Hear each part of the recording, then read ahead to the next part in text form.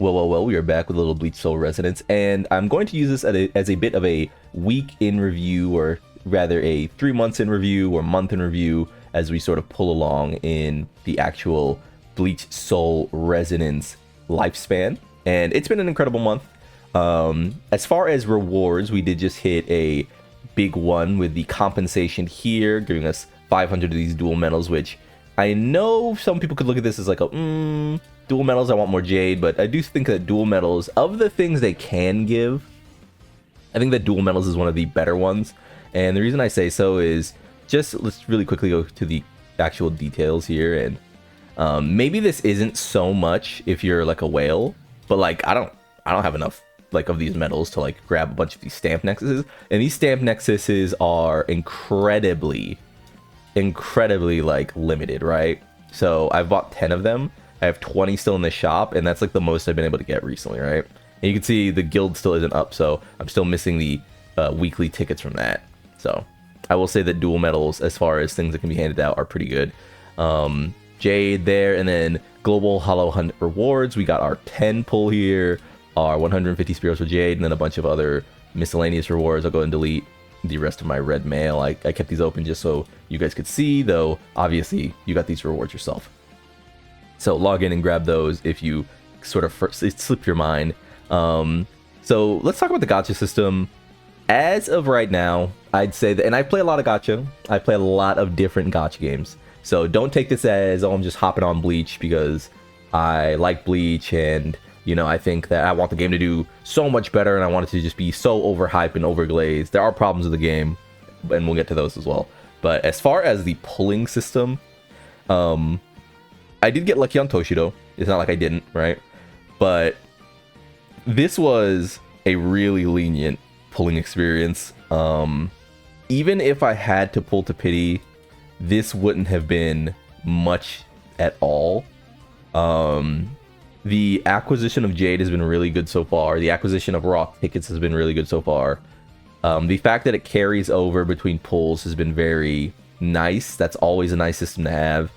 Chaos Zero Nightmare has that, but Chaos Zero Nightmare has a 50-50 element in its game. So if I look at this as my actual, you know, breaking point, Chaos Zero Nightmare actually says that, hey, you should have double this just in case you miss, not counting the character's premium weapon, right, in Chaos Zero Nightmare, which is definitely something to consider, right? And thankfully, that game is not an IP game, and what you notice with non-IP gacha a lot of the time is that they're actually a little more generous by and large. Think of something like Dokkan Battle or Dragon Ball Legends or the One Piece gacha or, you know, Bleach. These games can afford to be a little less generous if they want to, because obviously people want to play them because they feature your favorite characters, right?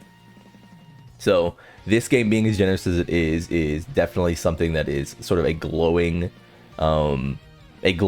review of the game. I can't get over that enough. I'm 50 out of 80 for the permanent character banner still. As far as these 10 tickets go that we got, I will just be saving them. I said this before. I don't think there's any single reason to keep pulling on this banner if the only thing I'm looking at is getting Ikaku eventually, right? I think I'm done as far as this banner goes. What is here that is actually interesting? I don't think it's anything. I don't think it's anything at all, right? So that's just me. Maybe I'm misjudging like the Ikaku pulls or something, but there hasn't been content that the only thing I'm missing is like character boundaries. And as far as character boundaries, I guess we can go here and say that I got another core stamp, and it happened to be Ascension level 3 Yoruichi. So if we go back here and we go to the mega deals and we actually go to, yeah, this right here, you can see I actually bought the corridor keys here for Jade, and I bought a few here for Jade. This was because I was really close to the breaking point, so I just was like, oh, I really want to grab these so bad. Like I want to grab the Yoruichi, or not the Yoruichi. I wanted to grab a premium core stamp so bad. Maybe it would be Hitsugaya's one. That would be really cool. It'd be hype. If it wasn't Hitsugaya's, it could have been, who are the some I needed? Hitsugaya, could have been Tosen's I need. It could have been Byakuya's I need. It could have been Komomura. So I was like, if I end up hitting one of these big stamps, that would be really nice. But instead, I ended up hitting for the third time, or I mean, it's Ascension 3. Yeah, third time, I guess. The Yoruichi stamp. So again, if you are the biggest Yoruichi fan in the world, then my account is crazy. But if you are not the biggest Yoruichi fan in the world, you're like, damn, again, girl? Get out of here. Just please get out of here, girl. I got enough of you. So yeah, Yoruichi is showing up in mass for me. I did end up hit her with the level 7 all skills, maxed out skills, level 70, level 70. So she's looking pretty strong. I could pump her to 30,000 power easily. I'm just sort of waiting on these resources. I guess that's another thing to talk about is, how has the gearing system been treating me? The gearing system is pretty good, I'd say. I have most characters on what I would consider their nice gears without actually... What the hell is this? Charge for unlocking increasing the bond level. Activates by using fault when the course when trigger rate damage the most. What the fuck? Does this do anything? Yeah, he's not... Okay. Alright, I guess you just hold on to those if you have too many. But as far as the gearing system goes, I haven't even really made use of my memory fragments here, which I have a ton of. I need to at some point get like through these. I need to chew through these, but I've mostly just been spending stamina on this part of the game. And it's also just because the daily amount of stamina is so easy to just dump into something like Poison Crucible 4 and eventually Poison Crucible 5. That unlocks at level 65. If you want to see my overall account level, I'm at 56. I played every single day, haven't missed a day, haven't built up too much stamina, haven't like sat on a bunch of resources. By the way, there's my friend code if you want to add me.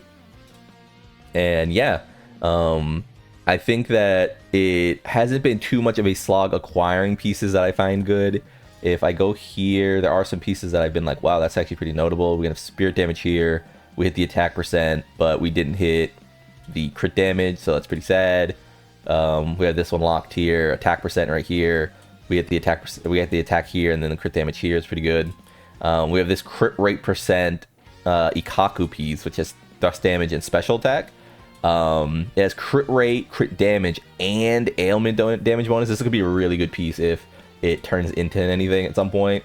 We have attack percent here, crit rate, crit damage, attack percent.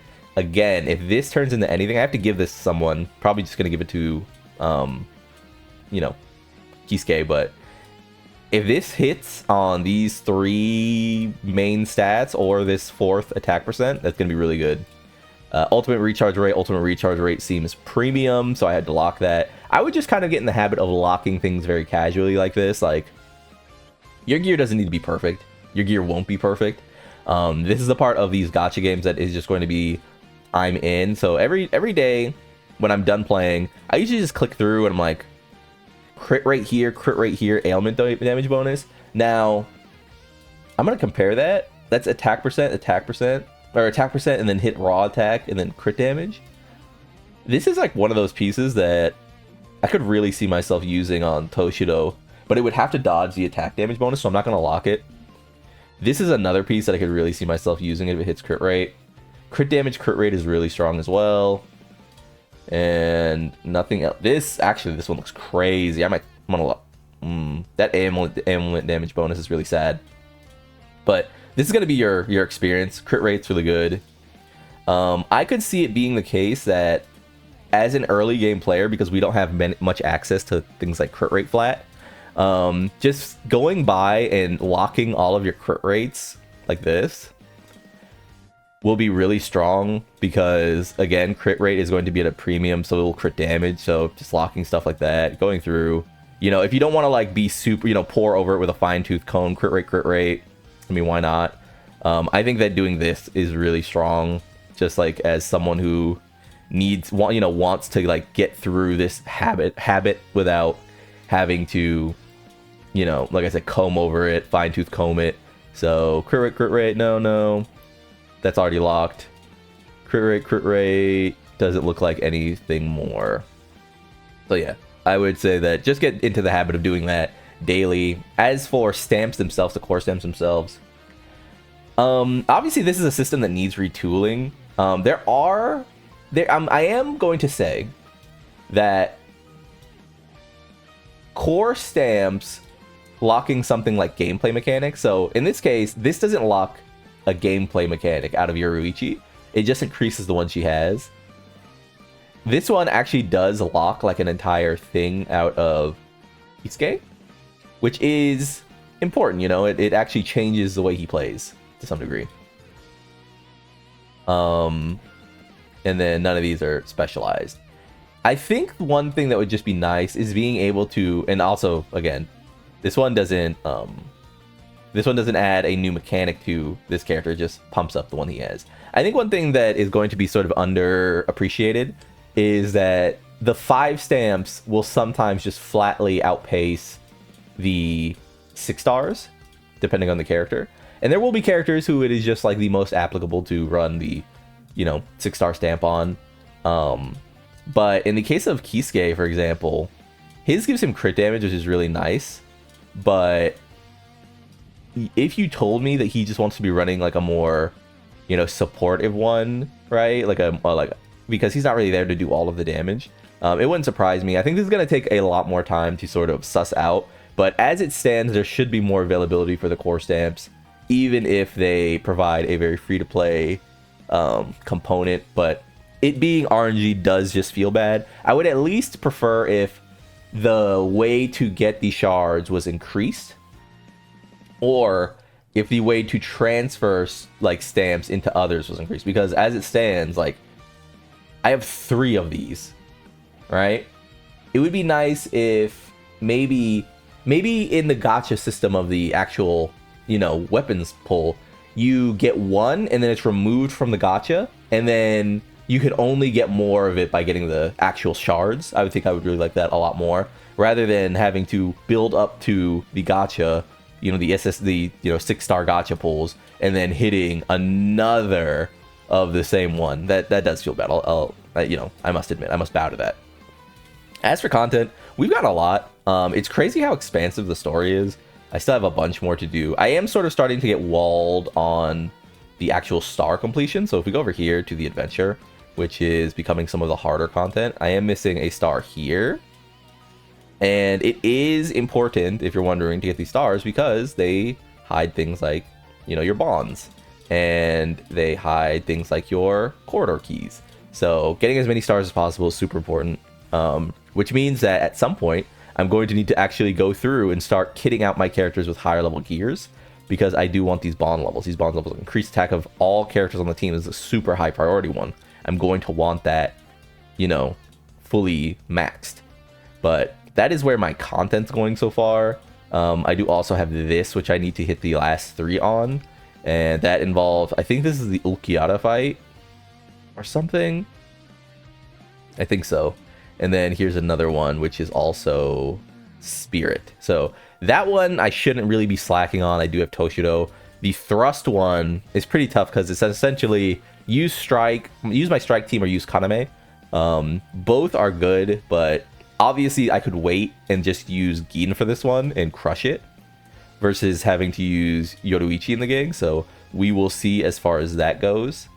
But yeah, the content stream has been really good so far. I think the actual challenges have been good so far as well. I need to, of course, this is like AFK content. You can just sort of like run your guys through it without any problem, and it does give you these tickets for free.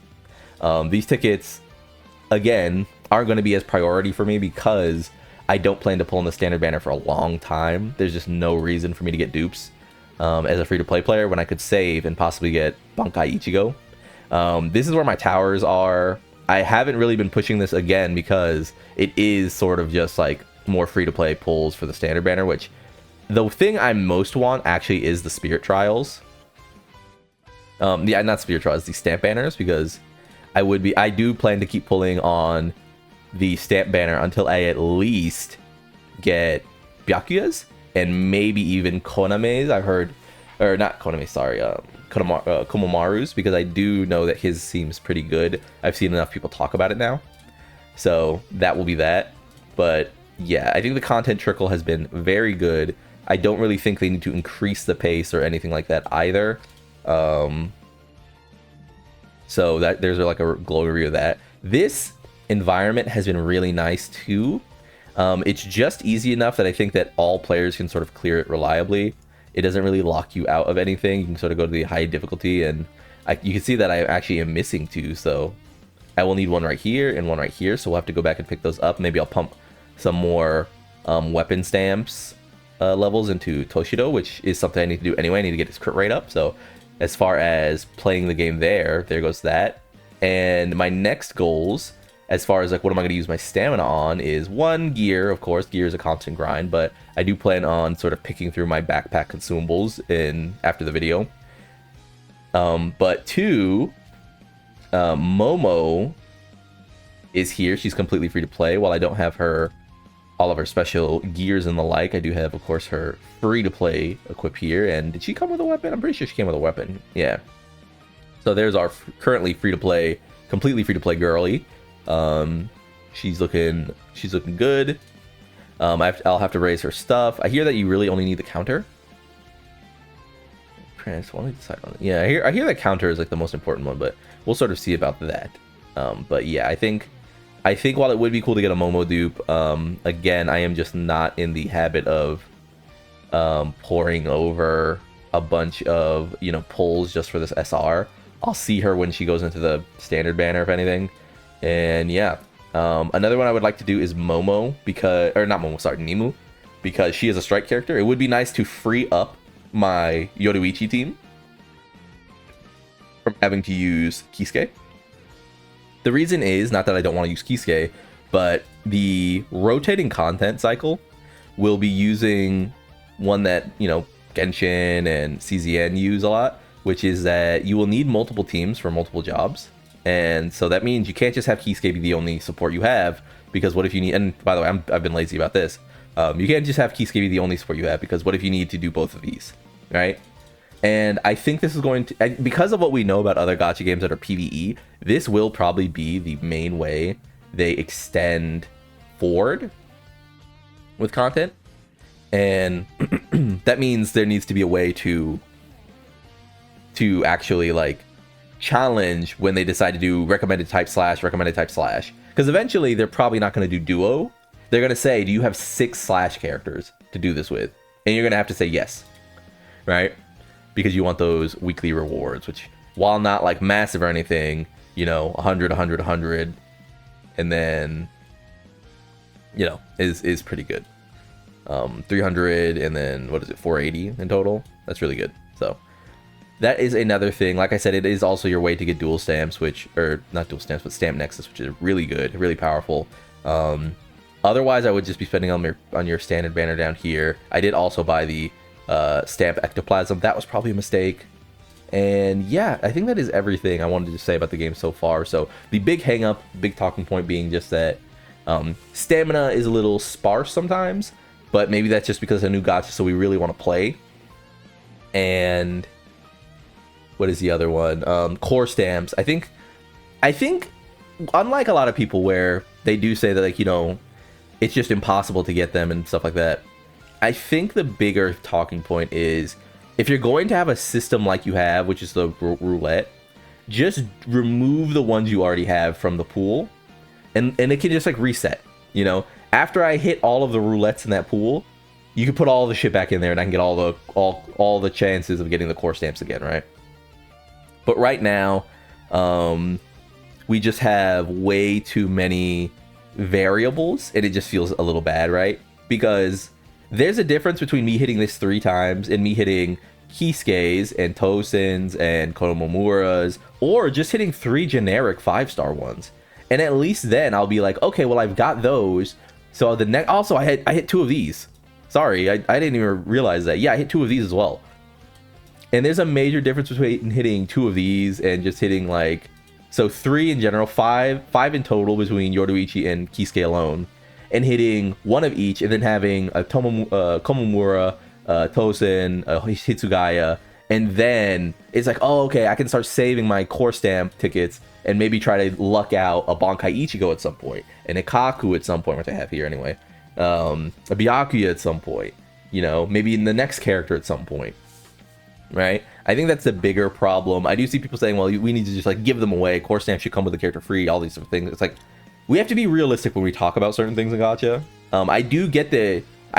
You know, you're enjoying the game. You just want to try out all this stuff. The games are never going to appease you or me as non-whales. That's just not how it's going to go. But what it can do is keep us along. It can string us along, right? That way we still get to feel good playing, because all gachas do need free-to-play players.